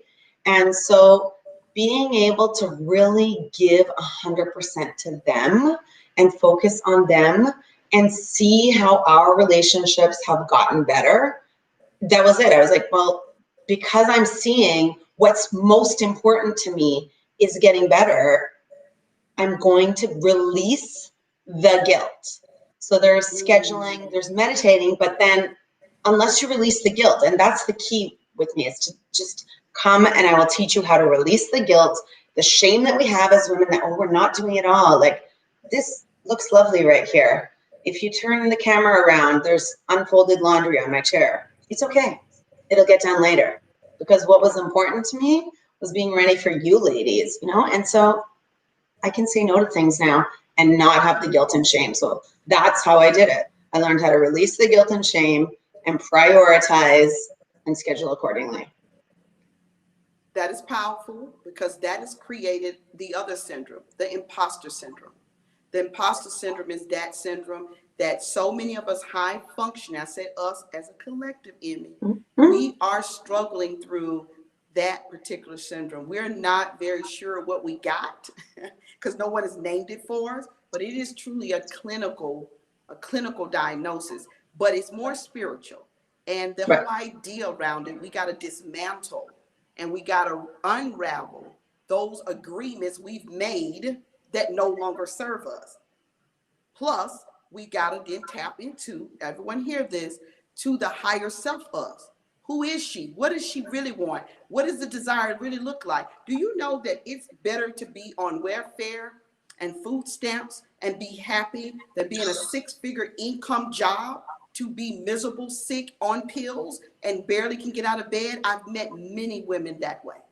Because with the welfare and food stamps, right, or some type of assistance, you can find your way. You can Mm-hmm. find your way. Guilt and shame is a product of not just, do I feel good enough? It's a product of everyone saying you're not good enough. We've been hearing that. Women's suffrage, the women's whole idea of femininity, the movement of the feminine. And you remind me of a real powerful feminine. You got that, right? You know what I love You got about that side. comment? I love that because for so many years, so I went to a university that had a smaller bilingual campus, and it was like 2/3 lesbian feminists. Like, it was known for that. That's what it was known for. And I was like, I am not one of them. No, I'm not a feminist. Like, I was a card carrying. I'm not a feminist because I just did not that I don't, you can be whatever sexual orientation. That didn't bother me. But it was the feminist part that I was like, I'm not one of those like crazy women. And now I listen to myself and I'm like, I'm such a feminist. Why did I, deny that part of me, right? But there was like a shame, a stigma to be a feminist, right? And so I couldn't own that part of myself. Because it's in the mystic realm. And when you're in the mystic realm, Emmy, the mystic realm is the realm that no one actually knows how it operates. It's the magical place. It's that place where spiritually we truly have to trust intuition, that we are so intuitive. That's the key. So I believe that intuition is the next final thing I wanted to ask of you. Yes. Before you share with everyone how to really get involved with the work you do, because I believe you got it. Do we trust our intuition enough? Do you believe your intuitiveness that existed in Emmy is what drove you to really start saying, I have to fix? No, see, we don't want to fix it. We don't want to control. What did you have to say? Did you trust the intuitiveness to guide you on this new path you're on right now? That I see Absolutely. you looking. My path has driven me exactly where I am, exactly because I finally learned to listen to my intuition. I have always known in the back of my head that I had this amazing intuition, from something as simple as like, you go to McDonald's, you pick up your order and you go, oh, I should check if it's right. And then you go, no, you don't want to embarrass the person, and you walk away. And then you get in your car and you drive away and it's the wrong order, right? And I'm like, why didn't I listen to my intuition? From something as simple as that, as to like letting a con man live in my house for 5 years and not listen to my intuition that he was a con man, and letting him keep conning me. So finally, when you learn to listen to your intuition, it just leads you exactly where your body, your soul knows exactly where you need to go. And that's why the other night I was saying, it's not my program is not cookie cutter. Follow step A, B, C, D, E, exactly like me, and you're going to be a success. No, it's here's this framework, and what of it is going to work for you? What speaks to you? Because you know yourself. And some of us don't know ourselves, or we think we don't know ourselves, but really deep down we do. And so it's allowing that intuition to come out. I'm so glad you brought that forth. Well, these are the thoughts I had, and I wrote them out, and I sat with them, and I thought of you, and I thought of what your work really is about. And as a transformational coach myself, but I'm more, I move you from there to business and success coaching. I have to tie the two together. So I have to see how your success tied together, how that made sense for us, and it's making perfect sense. These are the pieces that I wanted to hear. So I want to close with this. Do you believe that we can, I want to kind of say this with love and support for every woman here, be honest about our presence. Someone says, Emmy, you don't look so good. And your presence is saying that. And you're honest about your presence. You're living in your highest level truth. And you say, what? I am. So I would just be honest now. Before I would have tried to hide it. I'm fine. Now I will tell people, like, I'm a teacher full time. I don't know any teachers this year that are thriving in teaching, because it's the hardest year we've ever had to deal with. And so I say all the time, we teachers, we're surviving right now. We're doing the best we can, and we're taking it day by day, because this is uncharted territory, and for a number of reasons. It's just a mishmash, right? Yes. So I just tell people, in fact, I mean, if people see me, the people who follow me on Instagram, the people who know me like real life, it's the same, because I'll go on and be like, it's a rough day today. I'm going to try. I got up at 5 a.m. I did my power hour. I'm dragging myself to work. But ladies, I'm going to put a smile on my face and let's go. I'm just real. I don't know how to be anything else anymore now that I've let my intuition guide me. I can't be inauthentic. So I'll tell people, if they say, are you having a rough day? I am having a rough day. And There it is. I find that people appreciate that so much more. And then that's the other thing too, is that so many strong women, and we are all strong women standing here watching this, because that's what you are. I know it. And just by being here, you're showing you're a strong woman.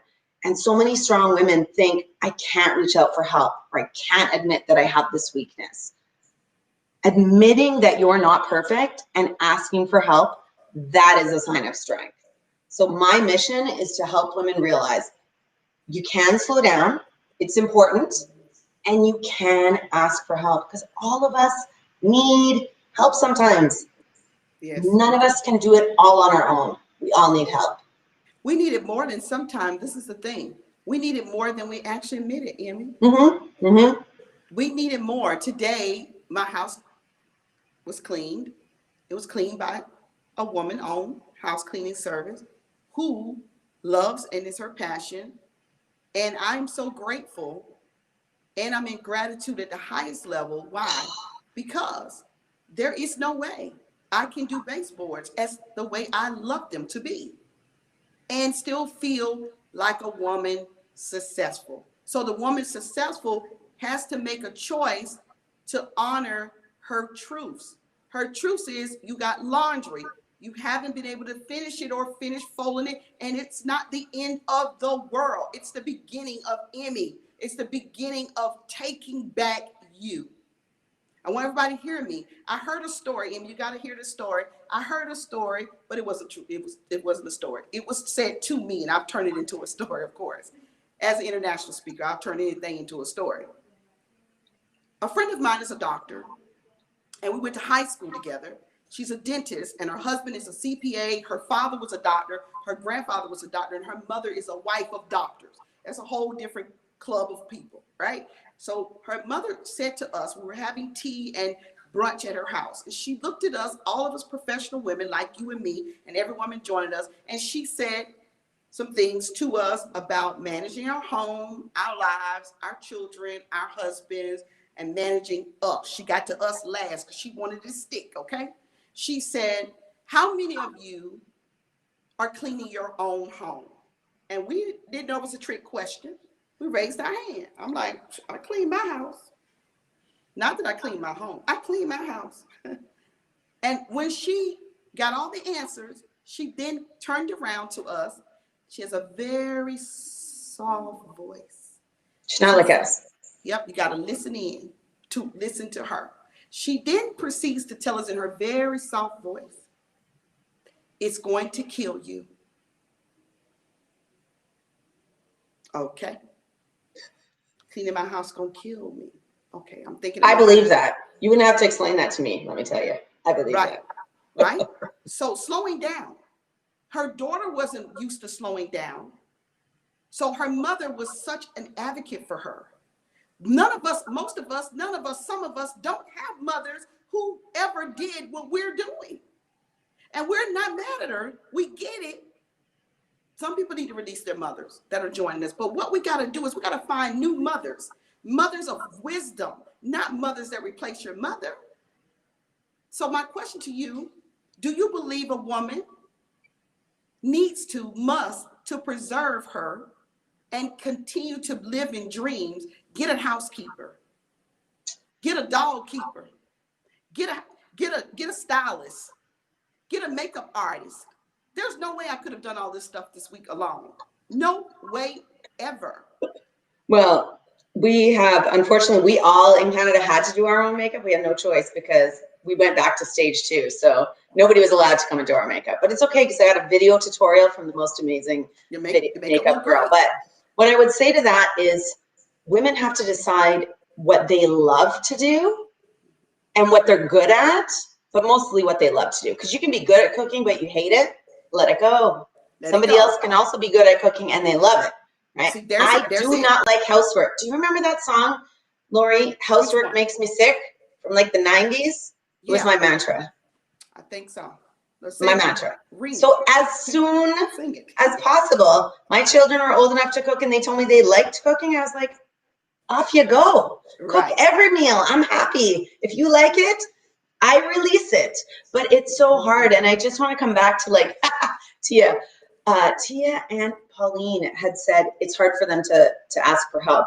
And I get that. Like I get that. So let's I'm not stop right saying there. So help does not mean that you are not at the top of your game.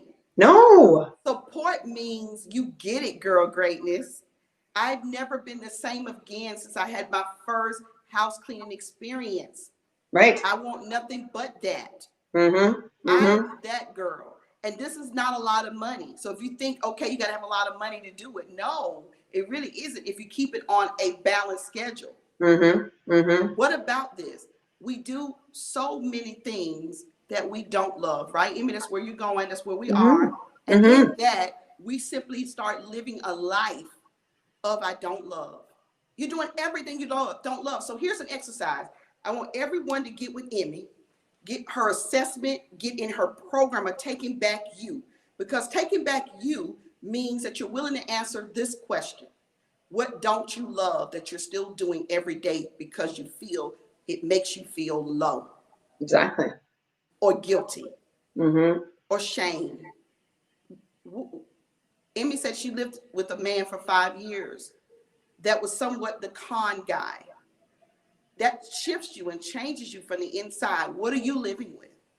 Ask the question, the tough question. Girl, it's your life. Is Lori's life perfect? No. There's things right in this moment that I'm working toward that are going to shift with my son, 32 years old, a better relationship with him. I put him on the block list. He called the other day and said, no call ID. That was him. I knew it was. And that's just because there are some challenges right now. Clearly, you got to remember that you don't have any more time to fake it till you make it. That's the worst success adage I probably ever lived in. Fake it till you make it. Mm-hmm. Just be truthful. So, Amy, what would you like to leave us with? Look amazing, by the way. Again, you're channeling some really powerful energy, and I believe that you're channeling light in your life. So, I believe you can really lead women. I know you love it. So, what would you leave us with tonight? Because you are our final word. Oh, thank you. I just want to leave you with listen to you, tune into you. This weekend is giving you so many opportunities and so many different women to work with, so many nuggets. We can get a nugget from everybody, and we can also hear the patterns, of what everybody's saying over and over again, which is good because they say it takes 7 times to hear something before it sinks in. So it's good. But really tune into your intuition and who is it that you are called to work with, and then reach out to that person. Most of us have within these 5 days or within 48 hours or whatever. So think about it, pray upon it, meditate on it, whatever it is that you do, and make a decision and take action, ladies, because as Dina said, nothing happens till you take action. That's right. So let's do it, ladies. Let's take action. Absolutely. Thank you so much, Emmy. Thank you so much, Lori. It's been a pleasure. Welcome and welcome. Thank you so much. You have a very powerful life, very rich and colorful, and you're running for it at the highest level. I surely do wish you well. And it's my hope that school gets better. My granddaughter went back to school in the U.S., and we're just concerned. And she now has the sinus infection. They said it's no COVID. We had her tested today, but it sure do look funky. Okay, she's not feeling well. And that's because she's wearing a mask outside, running and jumping like she normally thought she could. She has a little bit of asthmatic symptoms there. And we were very concerned that that's because of carrying, holding a mask, being a 10-year-old, not understanding all of that. Because here again, we're in a new time of unprecedented changes. We're going to need each other. So thank you so much. I appreciate you. Thank you so much. I appreciate you. I love you. Love you Have a too. great night. Woo! So, final word. Tomorrow, tomorrow. Tomorrow we're celebrating. Tomorrow we're elevating. Tomorrow we are going to the top of a mountain. Mount Everest kind of experience. And every time I teach at the finale, it is probably the one time that I myself get chill bumps. You want to be here. There's going to be a link coming out to you and more updates on how you can see the full interview of Dr. Jackie Walters and Lori Pelzer. And tomorrow I'll be doing book giveaway, yay, and lots of other giveaways for the promises that we've made about all these yummy gifts I want to give away.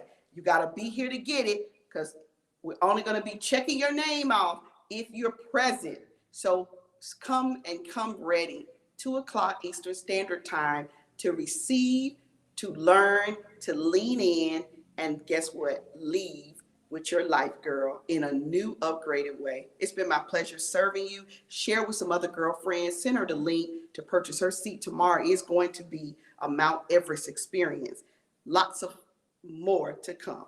And Monday, we're having an encore. We are sharing with you our mini documentary featuring 5 of the most powerful women's stories that you could actually get and know us. You can get your hands on us, you know? And I was looking at this mini doc and thinking to myself, are these women celebrities? You can be a part of that project with me come 2021. You can be a part of that. I will share that tomorrow, how to be a part of the Girl, It's Your Life tour mini documentary that we've been working on since July or June. And you could be a part of that next year. You can also be a part of the Girl Takes the Stage, become an international speaker, and put on your own workshops and events, sell out workshops and events where I have earned 6-figure paydays in one day. And you can do it too. I'm going to teach you some of the strategies to do that in Girl Takes the Stage, which we've added a module. And if you're in need and you know that it's time for support, need is not a disempowering word when it's a word you're willing to honor. You're going to be able to get you some personal development on the Girl Say Yes Again to Possibilities and your success box. And for those of you who want entrepreneur training only, you're going to get excited about our entrepreneur training. Girl, you go emerge. That training is going to be phenomenal. Lori Pelzer, I'm signing off. Yes, this Lori Pelzer is going to have some incredible dinner and is going to celebrate for you in advance with a nice little small glass of wine. I am celebrating us in this moment. I am celebrating with you. God bless you. Allah, may He see you to your best you. May you have downloads of wisdom, and may you experience the best you that you can't even buy her if you were given money. I look forward to seeing you tomorrow at 2 p.m. Eastern Standard Time. Go share with a friend. Go enjoy your night. And girl, you go be great.